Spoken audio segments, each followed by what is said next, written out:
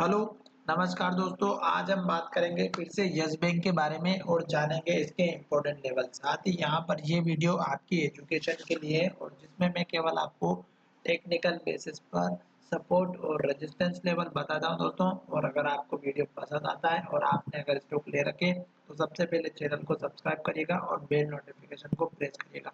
साथ ही यहाँ पर जो लेटेस्ट अनाउंसमेंट है उसके बारे में भी हम बात करेंगे और एक इसकी न्यूज़ है उसी के बारे में भी हम बात करेंगे। ठीक है, तो सबसे पहले हम चलते हैं हमारे उस न्यूज़ की तरफ। तो यहाँ पर न्यूज़ आप देख रहे होंगे कि जो न्यूज़ आई है वो क्या है। सबसे पहले हमें देखना है कि जो लेटेस्ट न्यूज़ है वो ये है कि yes bank share rises for third straight session.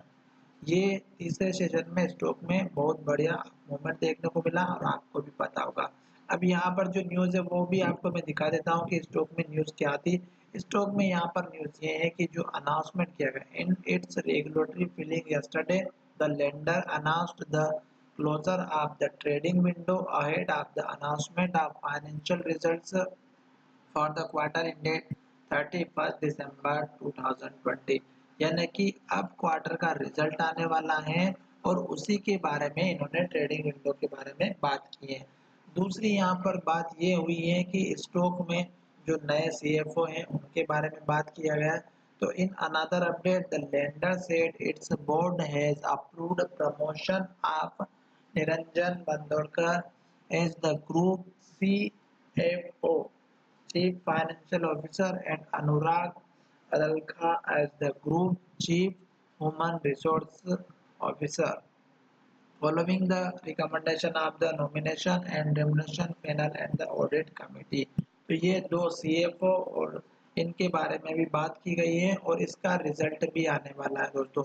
यही नहीं दोस्तों, अगर आप यहाँ नीचे देखेंगे तो the stock rose 3.13% in the last week after brokerage Edelweiss Securities said it's believed that Yes Bank, among other listed companies, may be reclassified as large cap stock in the semi-annual Association of Mutual Fund in India।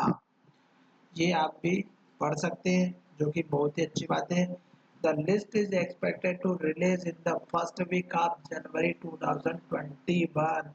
ये भी आपको समझ में आ गया होगा। Which will be effective for the February to July 2021 period. तो ये एक अच्छी न्यूज़ है।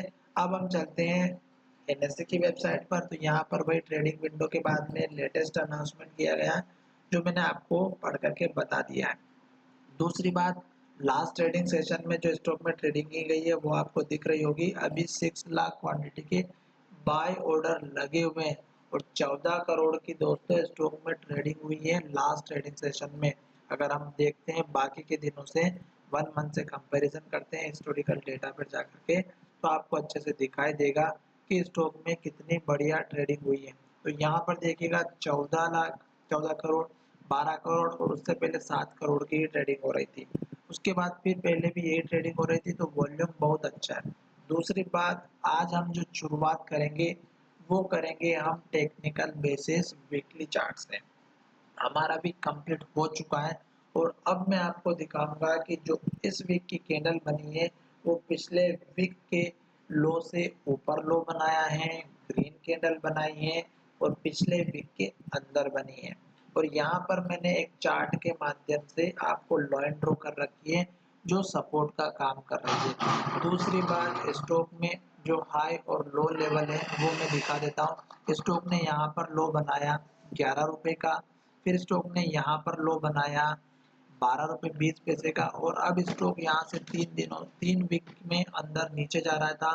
तो स्टॉक ने जो लो बनाया आप देख रहे होंगे, इस कैंडल का जो हाई है 17 रुपए 5 पैसे का, स्टॉक ने यहाँ पर लो बनाया, आपको दिख रहा होगा 17 रुपए 5 पैसे का। स्टॉक में ये मेजर सपोर्ट लेवल था जो मैं आपको बता चुका हूँ। अब बात करते हैं कि नेक्स्ट वीक में जैसे इस कैंडल का हाई ब्रेक होता है, ये है हमारा 18 रुपए 45 पैसे का। तो आपको पहला टारगेट जो रखना है वो रखना है आपको इस कैंडल का लो, और ये है हमारा 20 रुपए 25 पैसे से लेके इस कैंडल के हाई का 20 रुपए 75 पैसे का। तो ये दो लेवल रहेंगे और स्टॉक अभी अप ट्रेंड में चल रहा है वीकली चार्ट में। तो आपका जो मेजर स्टॉप लॉस या सपोर्ट रहेगा वो लास्ट का लो रहेगा। तो दोस्तों स्टॉक ने यहाँ पर एक लो बनाया था, फिर स्टॉक ने यहाँ पर लो बनाया, तो 17 रुपए 5 पैसे का आप स्टॉप लॉस लेकर के चल सकते हैं। तो ये हो गए दोस्तों बिग बेसिस पे ट्रेड। उसके बाद दूसरा जो लेवल दिख रहा है वो मुझे वीकली चार्ट में दिखाई दे रहा है, यहाँ पर इस कैंडल का लो, और ये है 25 रुपए का। आप सोच रहे होंगे कि बीच में 2 लेवल और हैं, क्योंकि 2 लेवल इम्पोर्टेंट हैं, पर यहाँ पर इस कैंडल का जो हाई है ये है 23 रुपए 50 पैसे का। जैसे ये लेवल ब्रेक होगा तो तुरंत आपको 25 का लेवल मिल जाएगा, तो आप इस लेवल को भी लेकर के चल सकते हैं 23 रुपए 50 पैसे का।